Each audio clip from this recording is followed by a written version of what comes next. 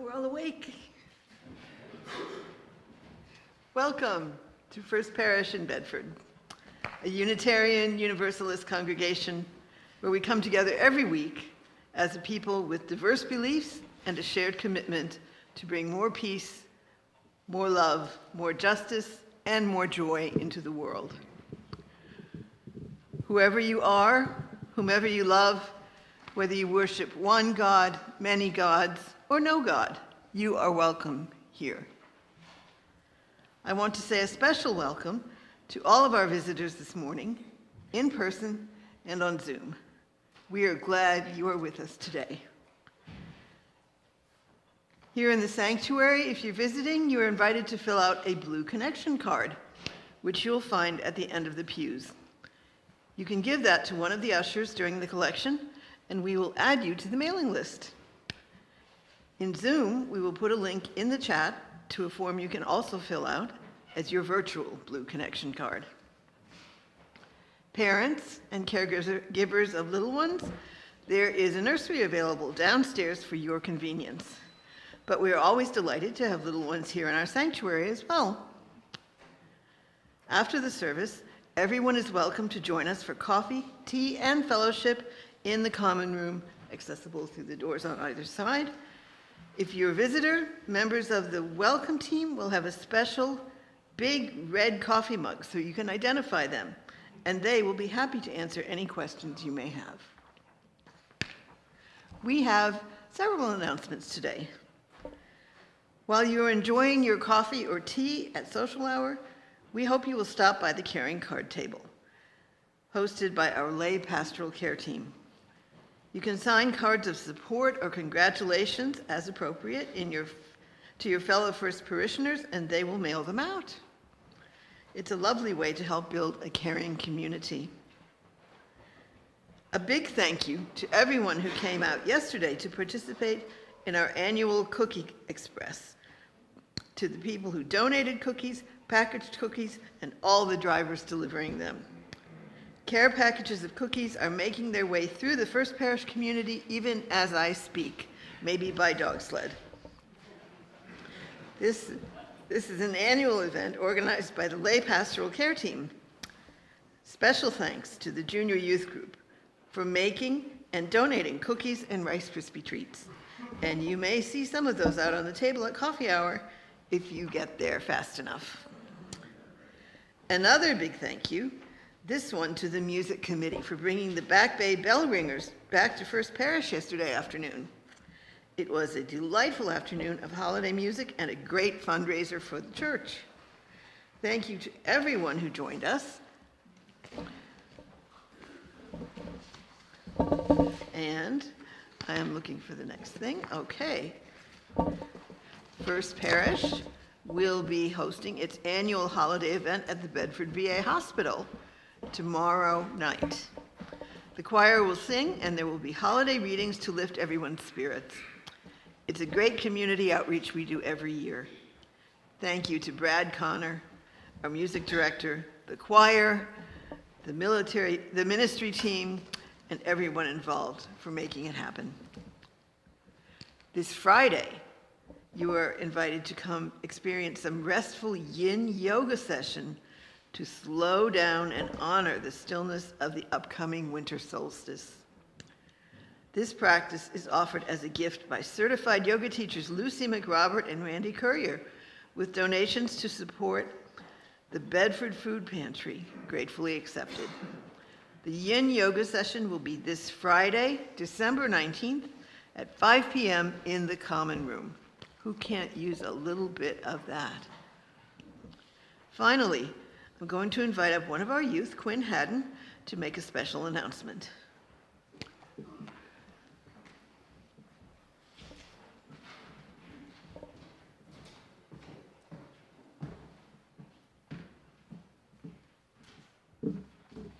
Hi, my name is Quinn, and I am part of the senior youth group here at the church, and we are participating in a program called City Reach. City Reach helps homeless people and educates youth.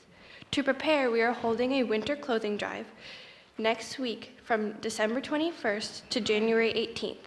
We can take winter jackets, sweatshirts, waterproof gloves, belts, new socks and underwear, baggy pants, and any other winter clothes you are willing to donate. We are looking for more unisex clothing and larger sizes. The holidays are just around the corner, so we know you're cleaning out your closets for your new clothes. So your old items can find a home in our donation box by the entrance on Elm Street. It's nice and big, you can't miss it. But don't worry if you do, there will be a sign and many flyers posted around the church. If you have any questions, you can ask me, any of the other members of Senior Youth Group, or our peer leaders, Annie and Bob. Hopefully you can participate so we can make someone's holiday just a little warmer. We really appreciate any support and donations. Thank you so much for your time. Remember, December 21st to January 18th. Enjoy the rest of the service. Thank you.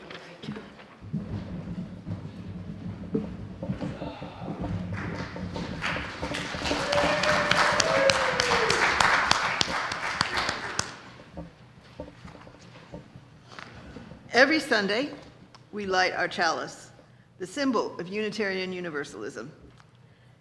In this season of Advent, the 4 Sundays leading up to Christmas, we also light our Advent calendar. No, we don't. We light the candles. Woo! No. I probably lit mine, but who knows? In the last 2 weeks, we have lit the candles of hope and peace. On the 3rd week of Advent, we light the pink candle, which is the candle of joy. Our words for lighting are by Cricket Hall. In this time of waiting, may we be thoughtful and introspective. In this time of waiting, may we delight in the darkness and all it teaches us. In this time of waiting, may we rekindle the fires of hope, love, joy, and peace within ourselves and our community. In this time of waiting, may we become ready for the coming day. If you look up to the balcony, you will see the Holy Family is making their Advent journey around the balcony. Unitarian Universalism holds all families as sacred and beautiful. In the 1st week of Advent, the Holy Family was represented by two moms. Last week, it was 2 dads. This week, it is a mom and a dad. Tonight is also the beginning of the 8 days of Hanukkah, the Jewish holiday, also known as the Festival of Lights. Technically, one does not light a candle this morning because Hanukkah does not begin until the evening. However, there is a tradition in which it is permissible to light a candle as a teaching tool. As a special gift to the congregation today, our pianist Steve Sussman is going to light the menorah and share a few words about Hanukkah.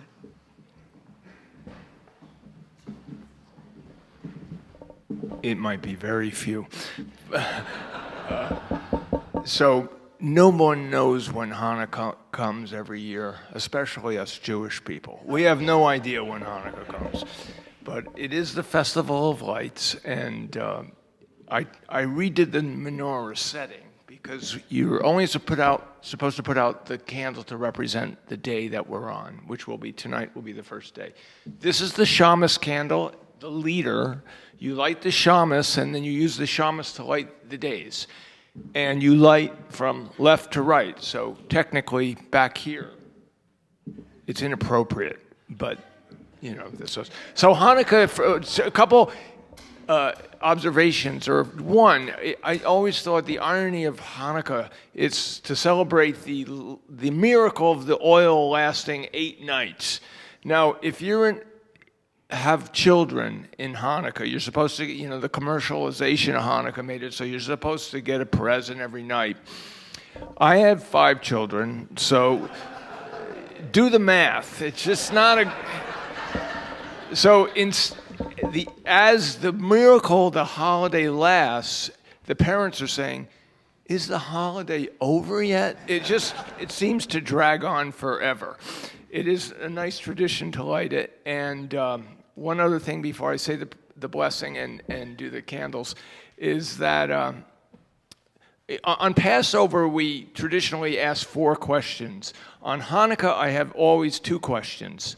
One is, how do you spell Hanukkah? Is it with an H? Is it with a CH? Is it with 2 Ks? And the other one, does anyone really know how to play the dreidel game? Where shall I rub 2 sticks together to like ancient times?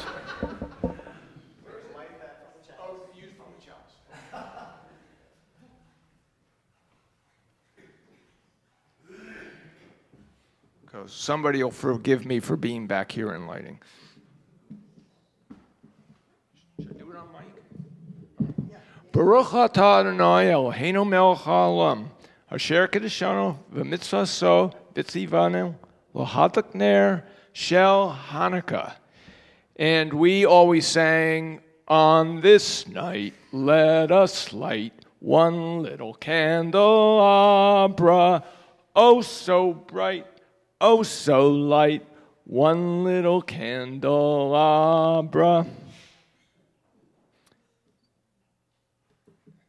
Then we would march around the dining room table and eat latkes,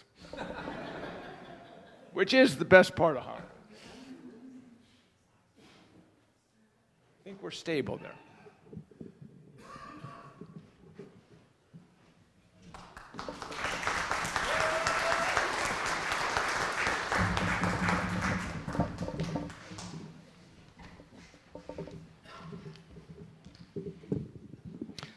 Thank you so much, Steve. So welcome again. I am Jamie Hinson-Rieger, Senior Minister at First Parish. It is good to see you all on this snowy Sunday morning. And to all of our Zoomers and YouTubers, I hope you are cozy and warm and safe wherever you are and whenever you are watching this. Our service today is called Regifting Hope. It is a celebration of the ways in which we receive gifts of hope from many traditions, especially at this time of year. Right? Just now we lit a chalice and Advent candles and a menorah, all ways of receiving the light of hope from different traditions. In this case, Unitarian Universalist, Christian, and Jewish traditions. And of course, we receive gifts from many other traditions. Today we are particularly honoring Hanukkah, which starts at sundown tonight. Hanukkah is a story of hope that celebrates freedom from oppression, the right of self-determination, and the survival of the Jewish people. It is also a miracle story, and sometimes every act of hope, no matter how small, can seem like its own little miracle. I'm feeling that this morning. I went to bed with the news of one mass shooting, the shooting at Brown University, and I woke up to the news of another mass shooting, a shooting at a Hanukkah celebration on a beach in Sydney, Australia. And searching for hope in moments like these can feel like asking for a miracle. And yet every act of hope is also its own little miracle. Hope is a refusal to allow the forces of hate and violence to define the world for us. It is a refusal to allow hate and violence to foreclose on our future. We know that another future is possible, and when we choose to continue creating it together, that is the miracle of hope. I would ask us to have a moment of silence now for these, the victims of these 2 acts of violence and of all violence, and for the people who have been impacted. Please join me in a moment of silence.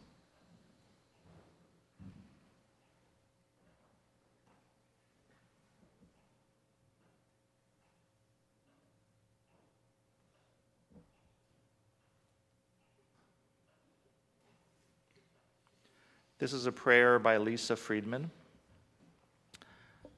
Spirit of life and love, mystery beyond all naming and known by many names.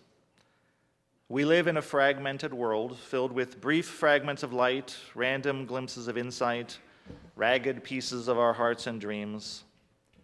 So many slivers of meaning lie around us, waiting for us to discover them, to see their promise, to make them whole again. We live in a fragmented world which we would glue back together piece by piece if it were ours to choose. But help us to remember that sometimes the fragments are enough to save us from despair. In a world of cruelty, there is still power in every act of kindness. In a time of doubt, there is still power in every act of hope. In a time of division, there is still power in every dream of unity. Help us to remember that sometimes the fragments of meaning we find are just the right size to hold in our hand. Our opening hymn today is number 126, Come Thou Fount of Every Blessing. Please note, the hymn is going to be followed immediately after by the unison affirmation, which we stand for. So I'm going to say, please rise in body or spirit, and after the hymn, I invite you to stay risen. So please rise in body or spirit, number 126.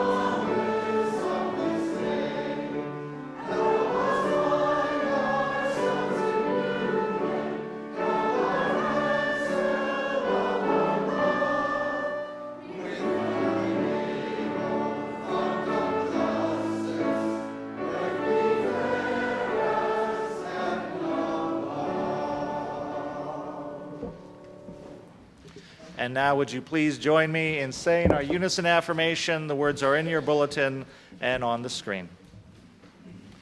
Love is the spirit of this church, and service is its law. This is our great covenant, to dwell together in peace, to seek the truth in love, and to help one another. El amor es espíritu de esta iglesia, y el servicio es su ley. Este es nuestro gran pacto, vivir juntos en paz, buscar la verdad en espíritu de amor y ayudarnos los unos a los otros. Please be seated.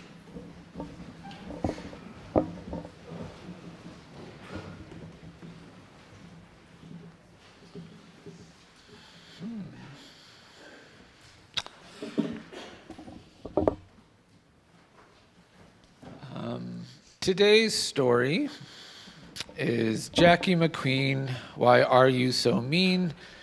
I wrote this story when my oldest child was 7 and faced their first bully and had a really rough week. And through talking it out, we created this story, and now I will share it with you. Oh, Jackie McQueen, why are you so mean? You never share your lunch or toys.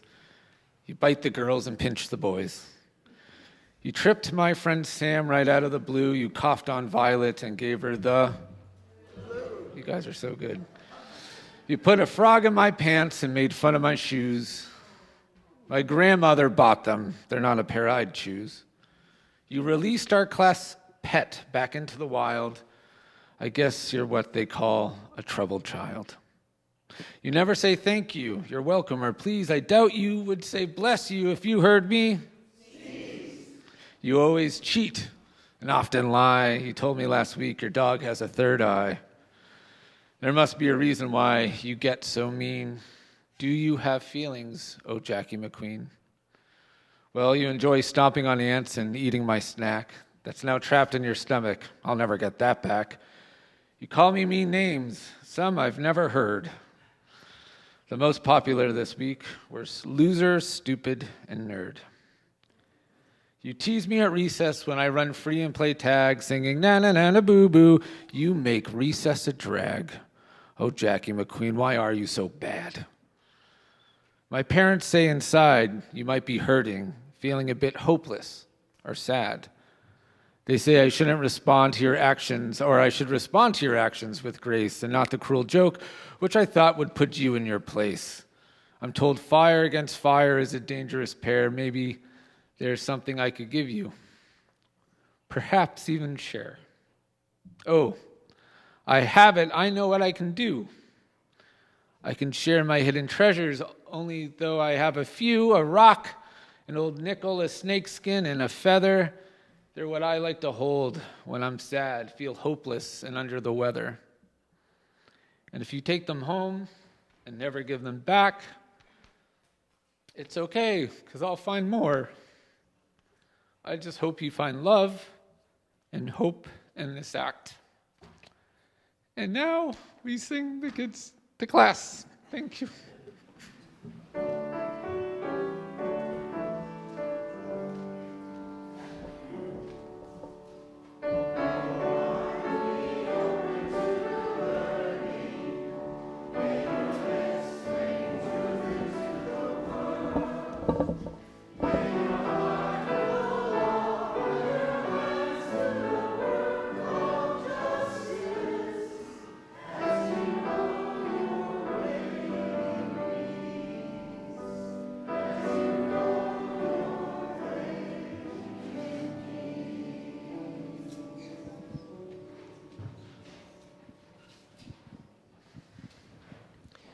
Good morning. My name is Marge Heckman, and I'm a member of the lay pastoral team here at First Parish. This is a time in our service when we invite you to come forward and light a candle of joy or concern. Please, if you're able to, please keep your comments brief and tell us your name. And we will check on Zoom after we finish in the sanctuary. And I will be at the candle stand after the service if anyone would like to light a candle in private. And I will light one last candle for all those joys and concerns that we keep in our hearts. And I'll be at the candle stand after the service if anyone would like to light a candle in private.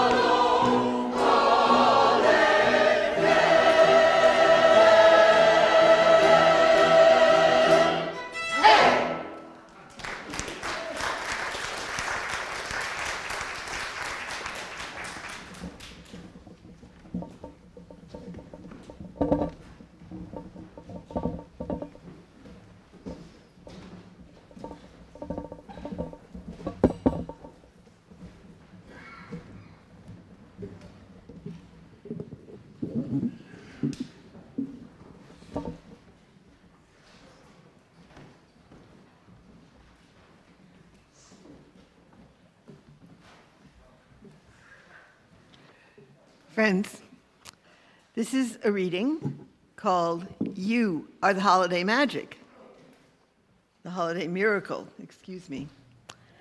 by Gwen Matthews from UU World Magazine. I've taken the liberty of interspersing some personal reflections, but let's begin with the published text.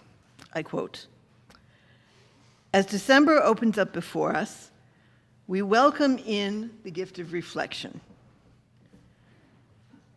We turn inward toward our holiday celebrations and search for common threads of meaning. We begin with Yule, the winter solstice, and we're invited to explore duality, cycles, and seasons, and to witness the holly king being overcome by the oak king.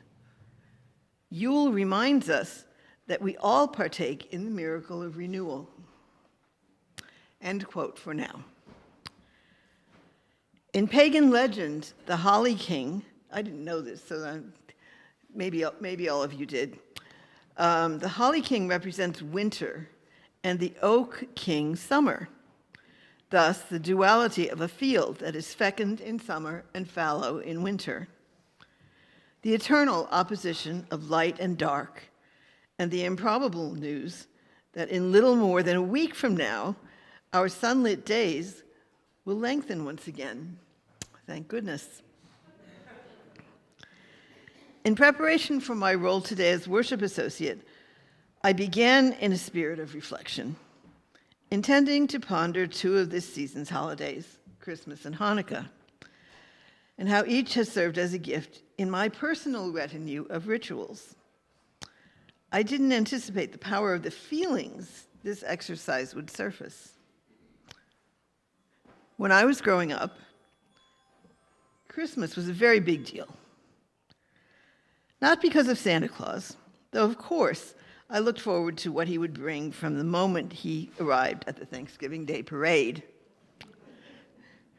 but because I was a good little Catholic girl, and on Christmas the Son of God was born. There's even a star for it. What could be more hopeful? But Christmas had its hard parts in my family, as I think it does in others. Not for nothing did John Denver popularize a song that begins, "Please, Daddy, don't get drunk at Christmas. I don't want to see my mama cry." Here I'm going to give my daddy a shout out because he actually stopped drinking when I was in my teens. And I want to give a shout out to Bob because I didn't know that that song existed until yesterday. In my life, Christmas did reassert itself. But, another but. Fast forward a number of years, and when I was married to a very secular Jew, I learned that the symbolism of Jewish holidays, they tried to kill us, they couldn't, let's eat, fit me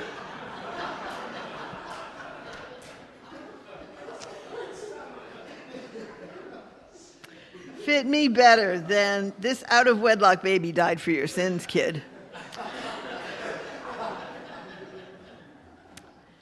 In my divorced, now reformed family, we're having a Hanukkah party this afternoon. Yep, there's pain and there's pleasure in this ritual too. So can the menorah hold a candle to Christmas? If someone offered you latkes or Christmas cookies, how could you choose? Sometimes the gift is what we create when we allow complementary rituals into our lives. We needn't replace one with the other. We can have bagels and lox on Christmas morning, and we will. Because after all, it's the light that matters. I've come to consider myself Jewish adjacent and Christian adjacent, and that is both delicious and hopeful. Let's return for a moment to the message of UU World. Hanukkah, the festival of lights, commemorates a time of miracles when the faith of the Jewish people sustained them to reclaim their holy temple and keep the light of the menorah burning for 8 days until more oil could be delivered. Christmas, the celebration of Jesus in a manger, offers us to revisit the miracle of birth and the desire to find saviors to heal the scars of humanity. Boy, could we use that. Pause for a second. You have to admit it. These stories have the power to penetrate our souls. UU World again. Here in our church, you are just as much a holiday miracle as the turning of the earth, as persistence and dedication to a faith, as the creation of each new life. We see the love you give to others, the space you create to hold one another's joys and sorrows, and the generosity and spirit you entrust to this community.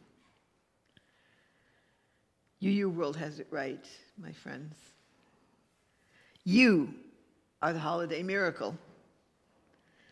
This community is one of miracle makers.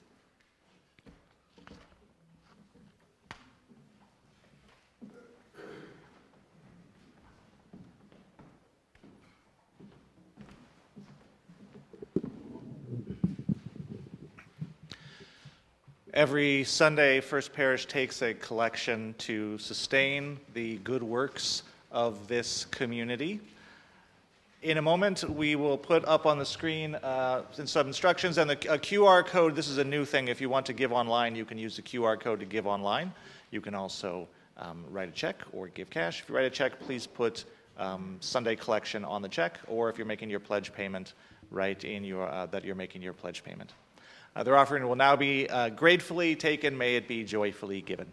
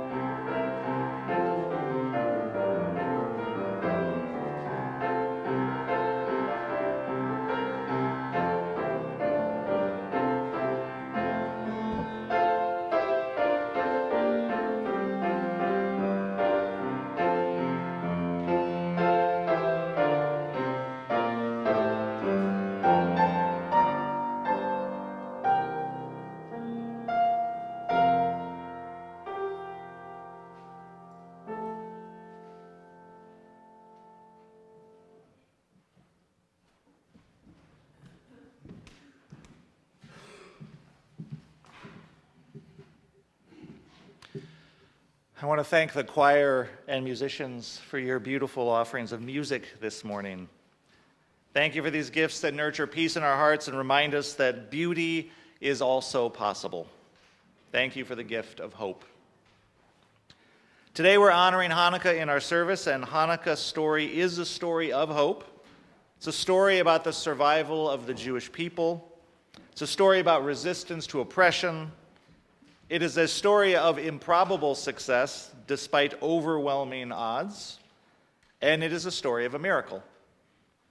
In the 2nd century BCE, the land of Israel was being ruled over by the Syrians under the king Antiochus IV. For various political reasons, conflict arose between the king and the people of Jerusalem, and Antiochus responded with great violence and cruelty, killing many of the Jews as a punishment for what he perceived to be their resistance to his rule. He then forbade the Jewish people to practice their religion. Antiochus then went even further and desecrated their temple with pagan sacrifices. He forced the priests to commit various sacrileges, and he put out the eternal flame inside the temple where it had been burning. Well, a small group of Jewish rebels called the Maccabees resisted this oppression, eventually driving the Syrians out of the country in a great and highly improbable military victory, restoring the right of the Jewish people to practice their religion. And the first step of practicing their religion was to rededicate the temple, which had been defiled, and to relight the eternal flame inside. The sacred lamp of the eternal flame required especially ritually purified oil, and the problem was there was only enough oil left, undefiled by the Syrians, to sustain the lamp for 1 day. And it would take 8 days to make more oil. So you can imagine how deep must have been the desire of the Jews in that moment to reestablish the practice of their religion, to reconnect with their God, to honor God who had just delivered them. But then the reality staring them in the face was that 1 day supply of oil and the prospect of lighting the eternal flame only to see it go out again. What could they do? So in an act of great faith and an act of great hope, the story goes, they light the lamp anyway, and the 1 day supply of oil miraculously burns for 8 days, enough time for more oil to be made, and the sacred flame to remain continuously alight.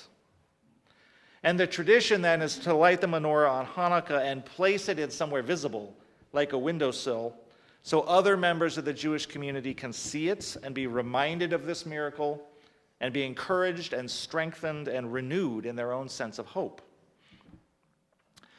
The story of Hanukkah does not appear in the Tanakh, what is also known as the Hebrew Bible, because the events of Hanukkah took place after the books of the Tanakh had already been set down and canonized. The Hanukkah story is told in the book of Maccabees, and that book and the relatively contemporaneous books do not include the story of the miracle of the oil, nor do other accounts by ancient Jewish writers like Josephus. The oil miracle is not in there. The 8 days of the Hanukkah celebration parallel the 8 days of another Jewish festival, Sukkot. The miracle of the oil appears in the Talmud, collected rabbinic commentaries that were gathered much later, after the destruction of the Temple of Jerusalem by the Romans in 70 CE. You can learn about this in a lot of different places. ReformJudaism.org is one such place, if you want to do a little more research. And there are many different accounts given of the meaning of the miracle story, the reason for its presence in the Talmud, if one reads it symbolically, or the reason why a miracle was necessary at all when the military battle had already been won, if one reads it literally. And interpretations point out ways in which the miracle of the oil spiritualizes what is otherwise a story about a military victory. The miracle of the oil draws one's attention back to God at work in the story. The same God who sustained the Jewish people sustained the oil of the lamp. Or it may be that the miraculously burning oil is a symbol of the strength of the Jewish spirit, which kept the light of Judaism alive through centuries of persecution. In either event, it brings us back to the spiritual meaning and the spiritual ground of the historical events. Well, many Unitarian Universalists are Jewish or come from Jewish backgrounds or in some other ways have a personal relationship to Judaism. Many UUs celebrate Hanukkah or grew up in households celebrating Hanukkah or have blended families who are celebrating Hanukkah. So happy Hanukkah to you all. Or happy Hanukkah as of 4:12 p.m. this evening when Hanukkah officially starts at sundown. For those of us who are not Jewish, I think respect requires us to acknowledge that this is not our story, right? And its meaning is not ultimately for people who are not Jewish. Hanukkah is a celebration of the survival of Judaism and the right of the Jewish people to remain Jewish and to practice their religion. So I suspect that any point to universalize Hanukkah sort of inherently misses the point. It's a holiday about not being universalized, but retaining one's own distinctive practices. But if we were to interpret the story through a Unitarian Universalist lens, we might say that the miracle of the oil reminds us that there are spiritual forces at work in our lives and in history that are ultimately more powerful than the array of conventional forces with which tyrants and oppressors often confront us. The story reminds us not, in the end, to rest our hope on militarism, on armies, on violence, on human craft and cunning, but that what ultimately sustains us through our times of trial is our strength of spirit, our faithfulness to our values, and the depths of our spiritual commitment. If we believe in God or the divine, it is a reminder to put our devotion there. If we believe in the power of love, and we are a people who put love at the center of our religion, then it is to put our faith and devotion in love. The historical Hanukkah story, the story of the Maccabees, reminds us of Margaret Mead's famous quote, "Never doubt that a small group of thoughtful, committed citizens can change the world. Indeed, it's the only thing that ever has."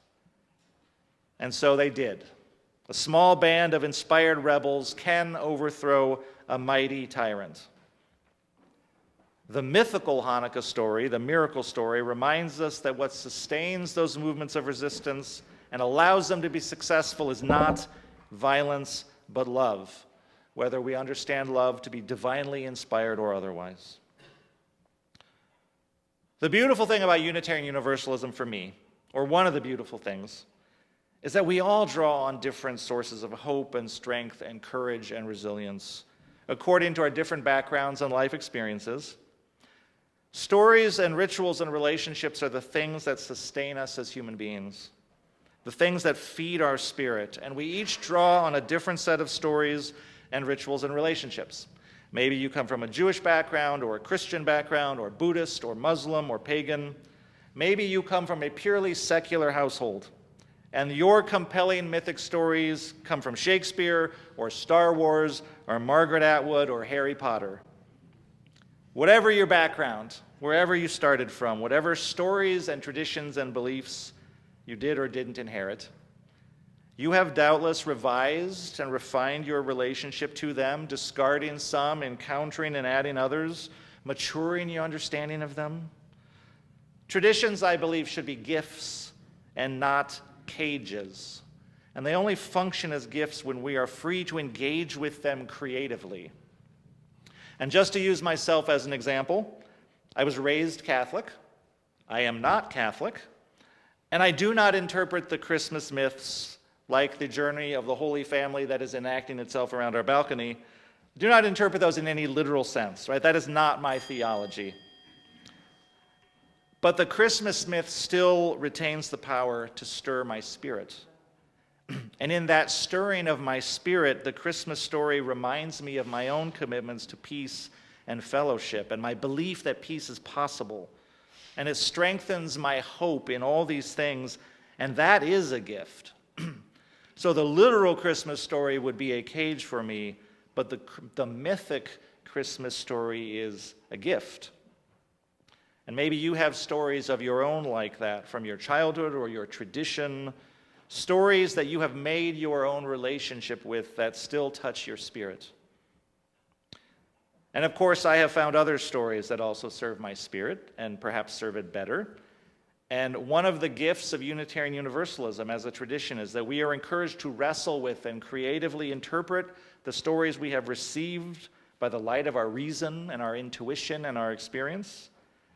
And we are encouraged to make room for new stories always, receiving stories and traditions as a gift and not a cage. The worship theme of the month is that hope is a gift. Being a pluralistic faith, a tradition that draws wisdom from many sources, we receive gifts of hope from many traditions. And we believe that this diversity of perspectives, this multiplicity of gifts, is something to be celebrated in community. It is something that enriches our lives, so we take joy and strength and comfort in sharing each other's stories. And whatever may be the stories and traditions that weave the myth that is the ground of your being, the fount of your every blessing, the underpinning of your hope, these are your gifts. And when you bring those gifts of hope that you have been given here, you have the opportunity to re-gift them to someone else. Right? Hope is the gift that you can re-gift again and again, and it is not diminished, but only grows. It is not dramatic in its expression, or need not be. Hope is re-gifted in small kindnesses, in acts of generosity, in caring for one another and looking after one another, in sharing food and laughter and showing up for the vulnerable or oppressed. So I think of the Women's Brunch, the Cookie Express, the Back Bay Ringers Concert, the youth group Cope Drive, the Saturday morning vigil for justice on the Common. This is all just yesterday. You are good at this. You are good at this, creating hope for each other in these small acts of generosity and caring and commitment. And we need all the hope we can get in these dark and cold winter months. And we need all the hope we can get in a world that is sometimes hard and sometimes seems so far from the visions of peace and fellowship that we cherish and we cultivate. So let us be grateful for the gifts of hope that we receive from many different traditions, each of us taking hope from them in our own particular way, and then re-gifting that hope to the people around us. And I want to close today with a prayer for peace by Rabbi Hillel Chaim Lever Yisrael, which was delivered at an interfaith gathering in 2019, draws on the Jewish scripture to ground its message of hope. May we merit to bring about the day when war and bloodshed cease, and a great peace embraces the whole universe. Isaiah 2:4 says, "No nation will lift up a sword to another, and the art of war will no longer be studied."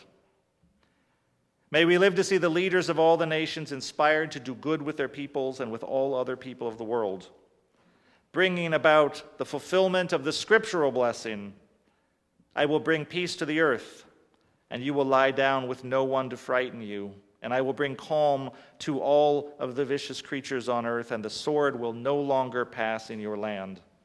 Leviticus 26:6. Let knowledge fill the earth as water fills the oceans.